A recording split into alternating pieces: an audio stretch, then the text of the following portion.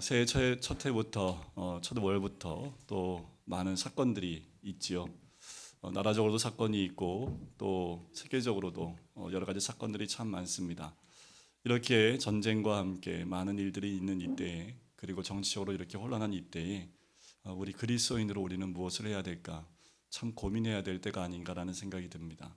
과연 이 시기에, 이런 혼란한 때에 우리는 무엇을 해야 되고 또 어떤 모습이어야 될지 우리가 깊이 생각해보고, 또 이 시대에 살게 하신 하나님의 뜻이 무엇인지도 깊이 한번 묵상해보는 시간이 되었으면 좋겠습니다. 우리가 이 시대에 할 수 있는 건 단 한 가지밖에 없습니다. 주님이 우리에게 원하시는 것은 말씀에 순종하는 것이지요. 오늘도 말씀 안에서 우리에게 주시는 음성 듣고 순종할 때에 우리가 이 시대에 살 수 있는, 또 하나님이 살기 원하시는 그 삶을 우리가 살아가 나가게 될 줄 믿습니다. 여러분들, 세계 역사를 보면 복음이 한 개인이나 가정을 변화시킬 뿐만 아니라 그와 동시에 나라를 변화시키는 그 모든 모습들을 보게 됩니다. 바로 앞에서 우리는 하나님 나라가 구원받은 개인을 통해서, 그리고 가정을 통해서 어떻게 이루어지는지를 보았습니다. 여러분들, 우리가 가정에 살고 있고 또 개인의 삶을 살고 있기 때문에 이 가정의 삶이 너무나 루틴하고 또 우리의 평상시의 삶이기 때문에 그냥 쉽게 간과하고 넘기는 경우가 많지만, 가장 중요한 베이스가 되고 우리 삶의 중심이 되는 것이 가정입니다. 우리 가정이 말씀으로 하나님 나라를 경험하지 않으면 우리는 어떤 곳에서도 하나님 나라를 경험하기가 참 쉽지가 않습니다. 우리가 결정적으로 우리의 삶 가운데, 또 관계 가운데 우리의 삶에서 누려야 될 참다운 천국은 우리 가정에서부터 누려나가야 된다는 거지요. 이렇듯 개인의 구원과 가정의 구원이 잘 이루어졌다면 이제 다음 단계로 나갑니다. 그 하나님 나라는 이 사회와 또 이 세상 가운데 이루어지는 방향으로 나가게 됩니다. 하나님 나라는 이 세상과 사회 속에서 어떻게 이루어질 수 있는지, 그 부분을 오늘 짧은 본문의 말씀에서 우리에게 말씀해주고 있습니다. 여러분들, 기대하셔야 합니다. 우리가 누리고 있는 천국은 우리끼리만 누리는 천국이 아니라 하나님이 원하시는 것은 이 사회와 이 세상을 하나님 나라로 변화되어지고 또 하나님이 기뻐하시는 천국을 경험할 수 있는 나라로 바꾸길 원하시는 거지요. 자, 우리 인생을 보면 마치 야구와 같은 느낌이 듭니다. 근데 야구, 남자분들은 야구는 다 아실 텐데 야구가 뭔지는 아시죠? 네, 야구 보면 타자가 서 있는 부분을 베이스라고 합니다. 그리고 1루가 있고 2루가 있고 3루가 있습니다. 그리고 홈이 있는데 타자가 치고 나가서 1루를 돌아서 2루를 돌아서 3루를 돌아서 홈으로 들어오면 1점을 얻게 됩니다. 자, 이것이 이제 야구의 기본 룰인데요. 구원이라고 하는 그림을 또 이것으로 바꿔보면, 자, 우리에게 복음의 볼을 치는 기회를 갖게 됩니다. 하지만 항상 주어지는 것 아니고 우리의 삶 가운데 몇 번의 이 볼을 칠 수 있는, 복음의 볼을 칠 수 있는 기회가 주어집니다.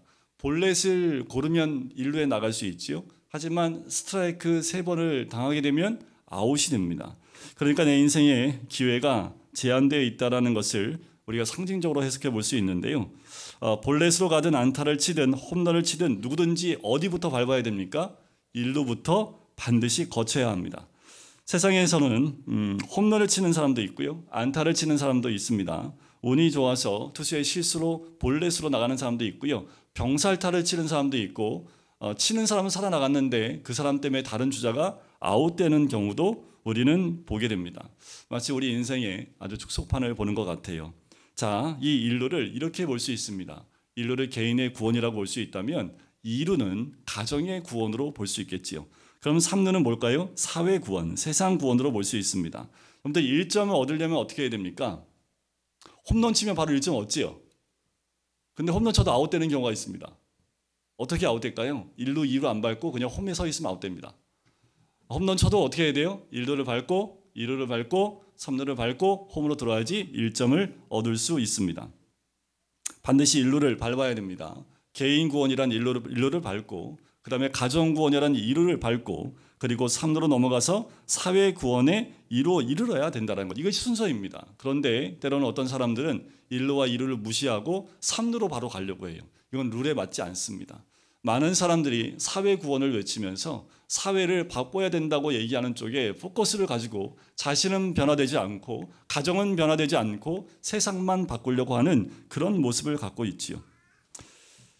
개인 구원이나 가정 구원을 통하지 않고 사회 구원만 절대로 이루어질 수 없습니다. 개인 구원과 가정 구원이 이루어졌다는 가정하에 하나님께서 세 번째 구원에 대한 그 모습을 우리에게 보여주고 있는 거지요. 사회 구원의 문제, 이 세상과 국가와 사회 문제를 이제 언급하고 있는 겁니다. 여러분, 우리의 신앙은 개인 구원부터 시작하는 거예요. 개인의 천국부터 시작해서 가정 천국이 이루어지지 않았는데 세상이 변화되는 것은 꿈도 꿀 수 없습니다. 그래서 성경에서도 개인의 구원에 대한 부분을 에베소서에서 얘기했습니다. 그리고 그리스도인이 어떻게 살아야 될지에 대한 원리를 말씀하고 있는 거예요. 그리고 난 다음에 부부 관계와 또 부모 자녀의 관계가 있는 가정의 구원에 대한 천국에 대한 부분을 우리에게 말씀해주고 있는 거지요. 그만큼 성경은 언제나 우리에게 알려주는 것은 방법보다 원리를 중요하게 생각하고 또 행동보다는 동기가 중요하다고 우리에게 알려주고 있습니다. 가정이든 사회든 하나님 나라가 이루어지기 위해서는 한 번이나 헌법이나 제도가 중요한 것이 아니라 이 성경에 보면 관계가 중요하다고 우리에게 알려주고 있어요. 여러분들, 자녀와 부모 관계에서 우리는 부모가 이런 모습에 가면 안 되죠. 넌 자녀고 난 아빠야. 너는 내 딸이고 나는 네 엄마야 하면서 접근하면 어떻게 될까요? 관계가 좋아지나요? 아니면 관계가 틀어집니까? 보통 이런 관계로 나가게 되면 관계가 힘의 논리로 갑니다. 부모의 갖고 있는 힘을 가지고 자녀들을 붙잡고 흔들려고 한다는 거지요. 부모의 위치에 있지만 동시에 우리가 자식의 위치에 있다고 하는 동시성을 이해할 때 관계가 올바로 형성될 수 있는 겁니다. 자, 아내와 남편 관계도 마찬가지입니다. 남편 입장에서만 아내를 보면 아내에게 일방적으로 불평불만을 토로할 수 있습니다.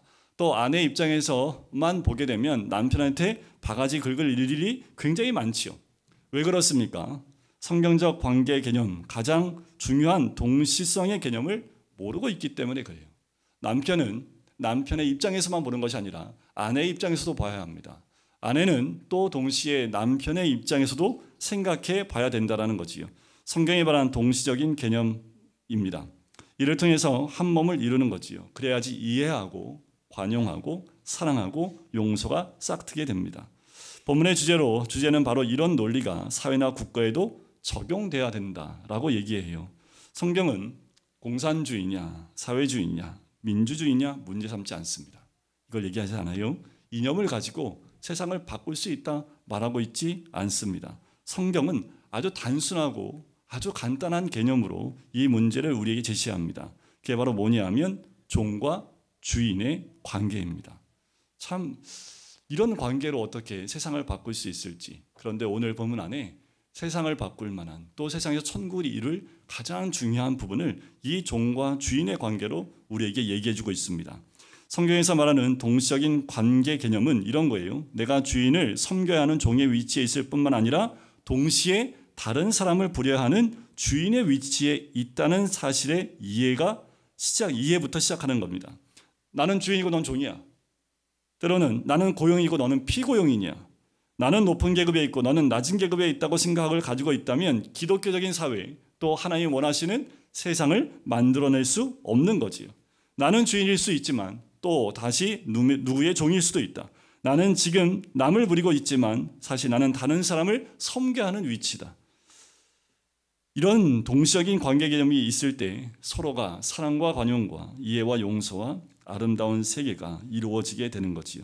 자, 이 부분을 하나님 말씀을 통해서 들을 때 먼저 바울 당시에 종의 노예 형편이 어떠했는지를 이해할 필요가 있습니다. 자, 로마 시대는요, 이 말씀이 쓰였던 로마 시대에는 노예 제도가 굉장히 탄탄하고 또 굉장히 이 사회를 다 지배하고 있을 만큼 노예 제도가 굉장히 강했습니다. 바클레이라는 성경신학자에 의하면 당시에 종의 숫자를 대략 6천만 명으로 봅니다. 어떤 기록에는 7천만 명까지 봐요. 여러분들 우리나라 인구가 몇 명입니까? 6천만 명 돼요? 안 되지요. 그러니까 우리나라 인구 숫자보다 더 되는 노예의 숫자를 가지고 있었던 때가 이 로마 시대입니다. 자, 이때 당시에는요, 막노동하는 사람만 노예가 아니라요, 가정부나 일꾼도 노예고요, 노동자도 노예일 뿐만 아니라 재미있는 것은 의사도 노예였습니다. 지금 의사하고 차원이 다릅니다. 그리고 당시에 또 교사, 교수 다 노예였습니다. 행정관도 다 노예였다는 사실이에요. 자, 노예는 주인이 시키는 일을 해야 합니다. 자신의 생각, 질문 제기 다 필요 없습니다. 노예는 사람이 아니고 물건이기 때문에 그래요. 자, 오늘날 표현으로 말한다면 생명이 없는 로봇과 같은 거예요. 그러니까 인격이나 인권이 필요가 없지요. 그래서 노예는 동물과 같이 같기 때문에 무자비하게 때리거나 그 인권을 무시하고 감금하고 또 환영을 지켜도 양심의 전혀 가책을 느끼지 않았던 때가 이 로마 제국 시대입니다. 자, 이런 노예 개념이 지금 그때에만 있었다는 것이 아니라 시대가 바뀌면 바뀌는 대로 그 노예 개념이 우리에게 다가옵니다. 영국에도 아주 유명한 노예 제도가 있었고 또 미국의 남북 전쟁이 있었던 것도 노예 해방 때문에 있었던 거지요. 각 나라, 우리나라는 뭐 120년 전만 해도 노예와 노비 아니면 100만 전만 해도 우리나라에도 이런 제도가 있었던 것을 보게 됩니다. 그때만일까요? 지금은 어떤 노예가 있을까 생각해 보면 경제적인 노예, 사회적인 노예, 문화적인 노예, 여러분들 힘의 노예, 여러 가지 노예가 우리 가운데 있는 것을 보게 돼요. 어떤 형태로든요, 마음대로 때리고 감금하고 인권을 무시할 수 있다면 이런 형태는 바로 노예 같은 취급을 하고 있는 거지요. 어쩌면 지금은 더 강화된 노예 개념이 있는데 아마 가스라이팅이 아닌가 하는 생각이 들어요. 정신을 지배해서 그 사람을 자기 마음대로 움직이게 하는 이 가스라이팅, 좀 더 안 좋은 건 있습니다. 뭐냐면 갑질이지요. 시대적인 갑질, 그래서 돈의 노예처럼 사람을 돈으로 부리고 쓰려고 하는 그런 갑질 문화가 있는 것도 아마도 이 노예 개념과 같이 흘러가는 개념입니다. 우리가 다 죄인이기 때문에 우리가 다 이런 욕구를 가지고 있지요. 시대를 막론하고요, 죄인인 인간들이 존재하는 곳에는 노예의 개념이 형태만 다를 뿐이지 존재하고 있는 모습을 봅니다. 성경을 보면 사실 이러한 것들을 어느 정도 인정하고 있는 것 같아요. 자, 어디 말씀을 보면 알 수 있냐면 고린도전서 7장 20절과 21절 말씀에 보면 이런 말씀이 있어요. 각 사람은 부르심을 받은 그 부르심 그대로 지내라. 내가 종으로 있을 때 부르심을 받았느냐? 염려하지 말라. 그러나 내가 자유롭게 될 수 있거든 그것을 이용하라. 자, 좀 해석이 좀 필요한데 이 말은 이런 뜻이에요. 종으로 있을 때 부르심 받았다면 그냥 종으로 지내라라는 겁니다. 이해가 되십니까? 그냥 종으로 있으라는 거예요. 자, 염려하지 말라. 그러나 내가 자유롭게 될 수 있거든 그것을 이용하라. 이 말을 각주로 보면 각주에 이렇게 적혀 있습니다. 자유할 수 있어도 차라리 종으로 지내라 라고 기록되어 있다는 거예요. 자, 이 모습은 빌레몬서에 나오는 오네시모라는 그 사람에게서도 관찰할 수 있습니다. 그 뒤에 말씀에 또 이런 말씀이 있어요. 주 안에서 부르심을 받은 자는 종이라도 주께 속한 자유인이요 또 그와 같이 자유인으로 있을 때에 부르심을 받은 자는 그리스도의 종이니라. 자, 여기서 기독교가 신분 자체의 변화나 혁명을 유도하고 있지 않다라는 거예요. 신분을 변화시키기 위해서 무엇인가 운동을 하고 있지 않다라는 거지요. 신분이나 제도를 바꾸려고 하는 의도들이 성경에 나오지 않습니다. 기독교 안에서는 섬김의 개념으로 이야기하지 투쟁의 개념은 없다라는 거예요. 사랑과 용서의 개념은 존재해도 비판과 고발의 개념은 성경에 존재하지 않는다라는 거지요. 요즘에 교회 안에도 이런 비판과 또 혁명하려고 하는, 운동하려는 그런 움직이들이 많이 있습니다. 민주주의와 양심이라는 이름으로 기독교를 혁명 세력으로 바꾸려는 그 무리들이 있지요. 성경적이지 않다라는 거예요. 성경에 하나님 말씀하신 대로 우리가 나가야지 세상이 원하는 세상 방법으로 세상을 바꾸려 한다 한들 세상이 바뀌어진 모습을 보셨습니까? 바꾸려 노력하지만 바꾸지 못하는 모습을 보게 되지요. 그러나 성경 그대로 나와 있는 대로 하게 되면 세상은 바뀝니다. 선언문을 들고 데모를 한다고 해서 바뀌지 않아요. 우리가 할 수 있는 유일한 방법은 이겁니다. 사랑과 섬김과 용서와 인내와 관용뿐입니다. 어떤 고발, 비판도 기독교란 이름으로는 불가능해요. 우리가 할 수 있는 것은 기도와 기다림뿐입니다. 그 이상의 방법을 성경은 우리에게 허락하지 않았다라는 거예요. 여러분들, 예수님이 붙잡히셨을 때 그때 사건을 기억하십니까? 제자 중에 한 명 베드로가 칼을 들어서 대제사장의 말고의 귀를 칼로 뱉습니다. 이때 예수님이 그 베드로를 만류하면서 이렇게 얘기하세요. 내가 할 수가 없어서 그것을 하지 않는 줄 아느냐? 하늘에 12영을 내려 하루아침에 이들을 벌할 수 있느니라 라고 말씀을 하십니다. 그리고 그 종의 귀를 만져서 낫게 하시고 난 다음에 이렇게 말씀하시지요. 검을 가지는 자는 다 검으로 망하느니라. 그래요. 기독교의 방법은 어떤 이유에서든지 사랑과 섬김과 용서와 관용과 기다림과 기도여야 한다라는 거지요. 이 방법을 통해서 선을 이루어 가라고 예수님은 삶을 통해서 우리 이 땅에 살면서 그 삶을 통해서 우리에게 보여주고 계시는 거지요. 그리고 예수님은 십자가에 달려 돌아가신 것입니다. 이 모습을 보고요, 싫어했던 제자 한 명이 있습니다. 그래서 예수님을 팔아넘겼던 사람이 있지요. 그 사람이 가롯 유다입니다. 역사의 패턴은 지금도 계속돼요. 이 두 세력이 싸우고 있습니다. 기독교 안에 언제나 존재하고 있다라는 거예요. 기독교는 세상을 지배하는 것이 아닙니다. 세상을 섬겨야 한다라는 거지요.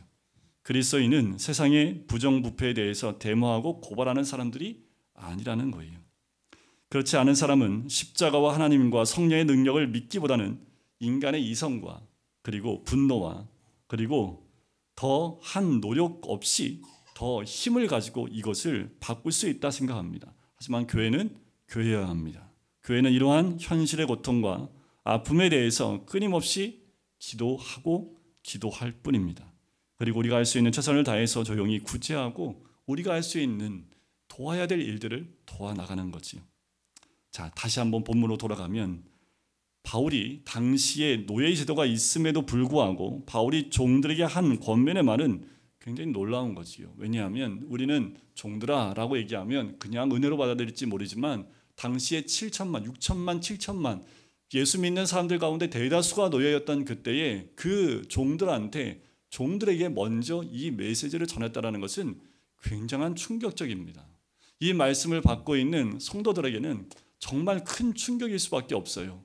어쩌면 이렇게 생각할 수도 있습니다. 사도 바울도 기득권 세력 아니야? 어떻게 이렇게 노예로 있는, 종으로 있는 우리를 위해서 말씀을 전하는 것이 아니라 우리로 하여금 먼저 상전을 섬기라고 어떻게 이렇게 얘기할 수 있어? 라고 생각할 수 있는데 사도 바울은 종들에게 먼저 이 메시지를 전하고 있다는 거지요. 자, 5절에 보면 종들아 두려워하고 떨며 성실한 마음으로 육체의 상전에게 순종하기를 그리스도께 하듯 하라 라고 얘기를 합니다. 종은 그들의 주인에게 순종하라고 바울은 가르쳤습니다. 여러분, 특별히 오늘날 같은 상황이 아니라 당시의 노예 개념을 봤을 때 이 말씀 한 절이 그 노예 신분에 있는 사람들한테 얼마나 가슴 아픈 말씀이었을까라는 거예요. 바울은 우리처럼요, 종들한테 일어나라, 우리가 세상을 바꿔야 된다, 나가서 데모하고 이 세상을 바꾸자, 노예가 아니라 모두가 다 평등하다, 그러니 이 땅을 바꾸자 라고 사도 바울은 한 번도 얘기한 적이 없다라는 거예요. 그 방법으로는 평화를 이뤄낼 수 없기 때문에 그렇습니다. 예수님 말씀하신 대로 칼을 쓰는 자는 칼로 망한다고 말씀하시지요. 즉 사랑의 혁명이 적극적으로 곳곳에 있을 때 승리할 수 있는 혁명이지 제도의 혁명으로는 세상을 바꿀 수 없다라는 거예요. 자, 종이 주인에게 순종할 때 따르는 몇 가지 원리를 5절에서 우리에게 보여주고 있습니다. 자, 5절을 다시 한번 보면 종들아 두려워하고 떨며 성실한 마음으로 육체의 상전에게 순종하기를 그리스도께 하듯 하라. 자, 이 말씀의 중심에 순종의 4가지 원리가 나옵니다. 자, 첫 번째는 어떻게 순종하냐 하면 존중하며 순종하라라는 거예요. 자, 아내가 남편한테 어떻게 해야 됩니까? 존중해야 됨을 말씀하고 있지요. 그와 같은 논리입니다. 순종에는 존경심이 따라야 한다는 거예요. 경멸하는 대상에게는 절대로 순종할 수 없지요. 순종할 수 있는 비결은 존경에서부터 비롯되기 때문에 그래요. 그런데 이 말씀에 다른 말씀을 한번 찾아본다면 베드로전서 2장 18절에는 더 재미있는 말씀이 있습니다. 우리가 좀 읽고 싶지 않은 말씀일 수 있습니다. 제가 읽어드릴게요. 듣기만 하세요. 사원들아 범죄에 두려워함으로 주인들에게 순종하되 선하고 관용하는 자들에게만 아니라 또한 까다로운 자들에게도 그리하라. 이거는 좀 더 나갔지요. 누구한테도 순종하라고요? 까다로운, 여러분들 직장에 가면 까다로운 사람이 있어요, 없어요? 없다. 그건 천국입니다. 여러분들 다 직장 가면 또 상관계 가운데 까다롭게 하는 자들이 있어요. 자, 누구에게까지 순종하라고요? 네, 까다롭게. 여러분들 날 너무 잘해줘. 당연히 마음을 다해서 섬길 수 있지요. 근데 저 사람은 늘 책만 잡아. 왜 이제 군대 가면 꼭 그 위에 한 명 괴롭히는 사람이 한 명씩 달라붙잖아요. 네, 그런 것처럼 그런 사람한테 어떻게 하라고요? 어떻게 순종하라고요? 존중하며. 할 수 없으면 어쩔 수 없이 윗사람이니까 하는 게 아니라 존중하며 순종하라는 거지. 두 번째, 어떻게 순종하냐면 두려움을 가지고 순종하라. 종들아 두려워하고라는 거예요. 이 두려움은 공포가 아닙니다. 이 두려움은 하나님을 향한 경외심에서 나오는 그 두려움입니다. 그러니까 주인 섬길 때 어떻게 해요? 경외하는 마음으로 섬기라는 거지요. 순종하라는 겁니다. 세 번째는 성실한 마음으로 순종하라고 권면합니다. 자, 왜냐하면 성실은 모든 그리스도인들이 가져야 될 태도이기 때문에 그래요. 시편 37편 3절에 보면 그의 성실로 식물을 삼을지어다 라고 말합니다. 자, 성실하게 한다는 뜻, 주인이 볼 때나 안 볼 때나 상관하지 않고 충실히 자기의 일을 잘 감당하는 모습이라는 거지요. 자, 네 번째는 주인이 종에게 순종한다는 것은 모든 것을 그리스도께 하듯 하라. 자, 이 네 번째가요, 앞에 있는 모든 걸 다 끌어안고 있습니다. 누구에게 다 하라고요? 그리스도께 하듯 순종하라는 겁니다. 자신들을 노예라는 개념으로 보지 말고요, 우리 모두가 그리스도의 종이라고 생각하고 주인에게, 상전에게 순종하라는 겁니다. 우리는 어디에 있든지 종의 위치에 서 있는 사람들이에요. 어떤 직장에서 어떤 일을 하든 그리스도에게 하듯 하는 겁니다. 아내가 요리할 때도 누구에게 대접하듯, 대답 안 하시나 이거 봐. 네. 요리할 때 누굴 대접하듯? 그러면 항상 요리 연구를 할까 안 할까요? 예수님이 드셔야 되는데 어떻게 요리 연구 안 하겠어요? 청소할 때는 어떻게 청소해요? 청소할 때도 그거 마찬가지입니다. 그렇게 그리스도를 대하듯 대접하듯 그렇게 하는 거지요. 손님을 대접할 때도요, 그리스도께 하듯. 또 우리 선생님들 학교에서 가르칠 때도 마찬가지입니다. 그리고 의사가 환자를 대할 때도 마찬가지지요. 변호사가 그 사람들을, 어려움 겪고 있는 사람을 대할 때도 마찬가지입니다. 내 환자이기 때문에, 또 내 학생이기 때문에, 내 권위 밑에 있는 사람이기 때문에 내 마음대로 쥐고 흔들어도 된다는 얘기가 아니라는 말입니다. 그것은 그리스도의 올바른 태도가 아니라는 거지요. 직장에서든 어디서든 이러한 원리대로 따르고 있다면 제도를 바꾸지 않아도요, 세상은 바뀝니다. 저는 이 본문을 묵상하면서 놀라운 하나님의 은혜를 누린 건 이겁니다. 세상은 법을 바꿔야지 바뀐다고 얘기를 해요. 그래서 헌법까지 바꾸려고 노력을 하지요. 그리고 행정제도를 바꾸려고 합니다. 그러면 세상이 새로워질 줄 알아요. 아니요, 새로워지지 않습니다. 왜 그러냐면 사람이 바뀌지 않기 때문에 세상은 바뀌지 않아요. 바로 뭐냐면 사람이 변해야 한다는 거지요. 어떤 형편에 처해 있든지, 노예 신분이든지 어떤 신분이든 이런 종의 자세를 가지고 사람을 섬겨야 한다는 겁니다. 눈가림을 하지 말라는 거예요. 사람이 볼 때만 하지 말라는 거예요. 자, 우리나라 한번 보세요. 건물 지을 때 지금도 건물 짓다가 무너지는 경우가 많지요. 왜 그럴까요? 안 보니까 철근 좀 빼고, 원래 계획한 거에 시공할 때 이미 뺀 상태에서 시작하는데 하청 들어가니까 자꾸 빼니까 그 안에 뭐밖에 없어요. 중국에는 대나무를 넣는다고 하는데, 대신에 대나무를 색칠해서 대나무를 넣는데요. 그러니까 휘어버리잖아요. 우리나라는 아예 그것도 안 넣잖아요, 그죠? 그러니까 막 위험하니까 보수 공사를 하지요. 그래서 우리나라는 건물 짓고 난 다음에 일정 부분의 그 돈을 뭘로 비축하고 있어요? 공사비 가운데 보수 공사를 위한 비용이 따로 준비되어 있습니다. 원래 계획대로 다 하면 보수 공사 비용이 왜 필요하겠습니까? 남이 안 볼 때 그렇게 한다는 거지요. 여러분들 도로를 만들 때도 마찬가지지요. 안 볼 때 쓱 덮지요. 제가 기도원 갔을 때 기도원 뒤로 산에 올라가는데 거기에 이제 둘레길을 만들려고 아스팔트를 깔았더라고요. 근데 아스팔트를 깔았는데 둘레길에, 근데 비가 그날 왔었나 봐요. 아스팔트가요 이동돼 있어요, 옆으로. 길은 여기 있는데 아스팔트가 밀려갖고 옆으로 가지. 이게 뭐지? 봤더니 그러니까 물이 넘쳐서 흐른 거예요. 평상시에는 물이 안 넘치는데 그 해에 비가 많이 오니까 그 넘쳐서 아마도 이렇게 했던 아스팔트 위로 물이 계속 내려왔나 봐요. 그러니까 아스팔트가 떠가지고 그대로 옆으로 이동돼 있습니다. 그리고 한쪽은요 아스팔트가 아예 없어졌어요. 어디 갔나 했더니 저 밑에 바위 사이사이에 다 껴 있습니다. 이걸 왜 이렇게 했을까? 처음부터 잘했으면 아마 그 위에 그냥 아스팔트 뭐예요? 그냥 깔아버린 거예요.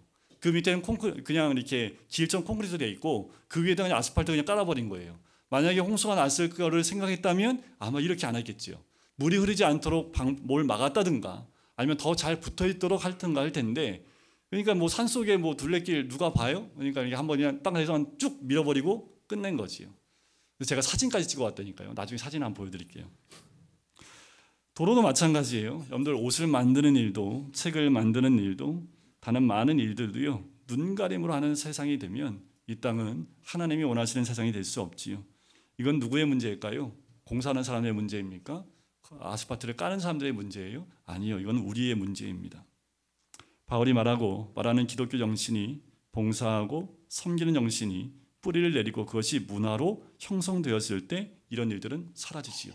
그 말은 아직도 우리를 통해서 이 문화가 이 사회 가운데 정착되지 않았다라는 겁니다. 그러면 우리 사회에 만연되고 있는 많은 문제들은 누가 누구에게 책임을 전가하고 누구에게 손가락질할 수 있는 것이 아니라는 거예요. 우리 모두가 함께 해결해야 될 부분이라는 거지요. 자, 바울이 종이 주인에게 순종할 때 하나님의 뜻을 행하는 것처럼 하라고 했습니다. 정성을 들여서 하라고 얘기를 해요.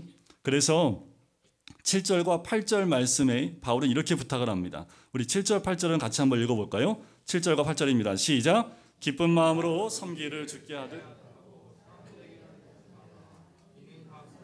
무슨 선을 행하든지 종이나 자유인이나 주께로부터 그대로 받을 줄을 알미라.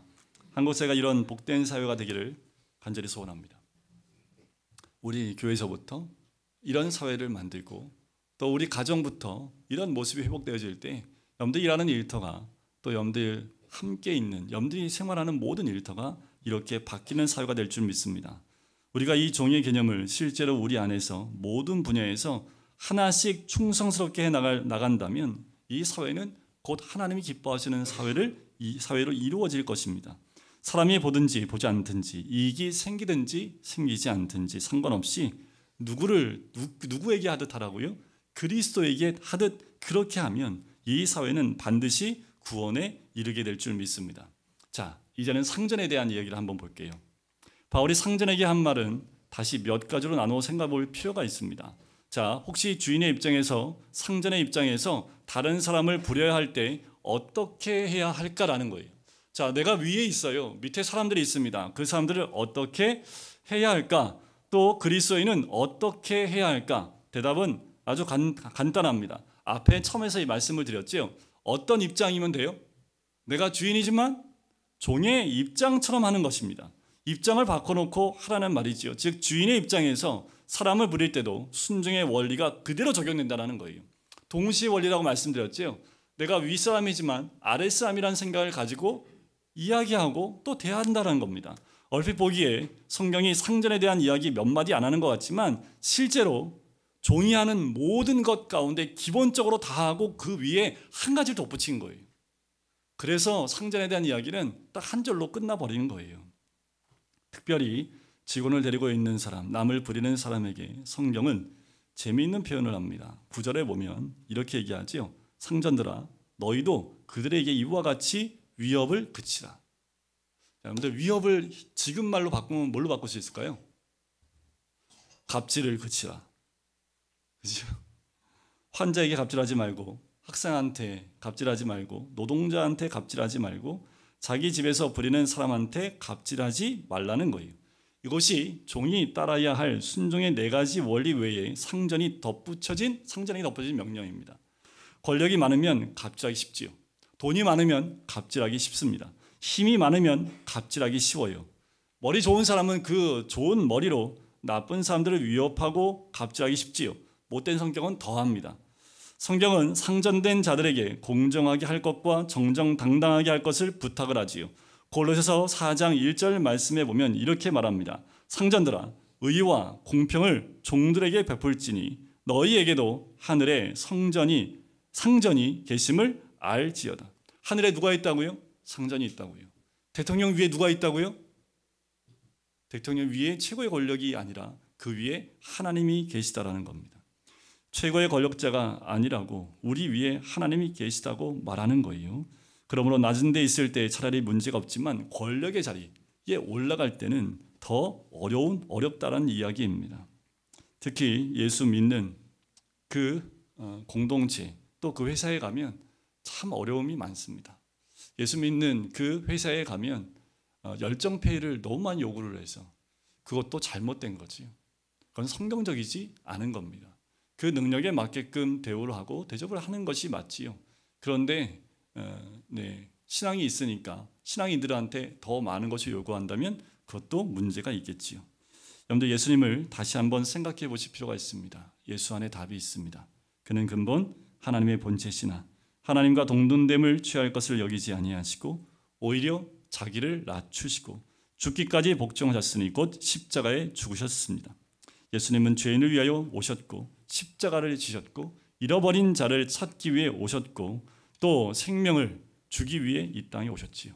여러분, 우리가 개인의 구원부터 또 가정의 구원부터 우리의 삶이 바뀔 때에 우리 사회가 바뀌고 또 이 사회의 문화가 바뀌게 될 줄 믿습니다. 세상은 점점 극과 극으로 달려가고 있습니다. 이거는 무엇으로도 바꿀 수 없는 죄된 세상의 모습입니다. 하지만 이 모습을 바꿀 수 있는 것은 바로 오늘 말씀대로 우리가 순종하여 나갈 때 극과 극이 아닌 서로 관용하고 사랑하고 또 용서하는 그 사회가 바로 우리들로부터 여러분들 일하는 일터 가운데 임하게 될 때 성령께서 그 일터를 바꾸시고 사람들을 바꾸시는 역사가 반드시 일어날 줄 믿습니다. 이 땅에 많은 그리스도인이 있습니다. 사회 곳곳에 있습니다. 그 모든 그리스도인이 이 원리대로만 적용하고 살 수만 있다면 바로 내일 이 사회는 바뀔 겁니다. 바로 이 2주에 이 한 주간 동안 세상은 완전히 변화될 겁니다. 우리가 해야 될 것은 개인의 구원과 가정의 구원, 그리고 더 나아가서 우리가 사회를 변화시킬 수 있을 만큼 주의 말씀에 순종하고 성령이 도우시면 우리는 우리를 통해서 이 땅 가운데 주의 나라를 경험하게 될 줄 믿습니다. 우리 시간에 함께 기도할까요? 사랑의 주님, 우린 구원받은 백성인 줄 믿습니다. 우리 모든 가정들이 천국을 누릴 만큼 구원받은 하나님의 가정인 줄 믿습니다. 이제 우리가 일하는 일터 가운데 우리가 아직도 천국을 누리지 못하고 있다면 그것은 바로 내 죄 때문입니다. 하나님, 아직도 내가 그리스도인이 되지 못했고 구원받은 자로서 천국을 경험하지 못했기에 내가 일하는 일터를 변화시키지 못하고 또 내가 일하는 일터가 천국이 되지 못하고 있는 것을 보게 됩니다. 하나님, 우리가 있는 그곳에서 하나님의 역사를 경험할 수 있게 인도해 주시고 또한 내가 있는 그 자리에서 하나님의 거룩하신 임재함을 경험할 수 있는 주의 백성 될 수 있도록 축복하여 주시옵소서. 감사드리며 예수 그리스도의 이름으로 기도드립니다. 아멘.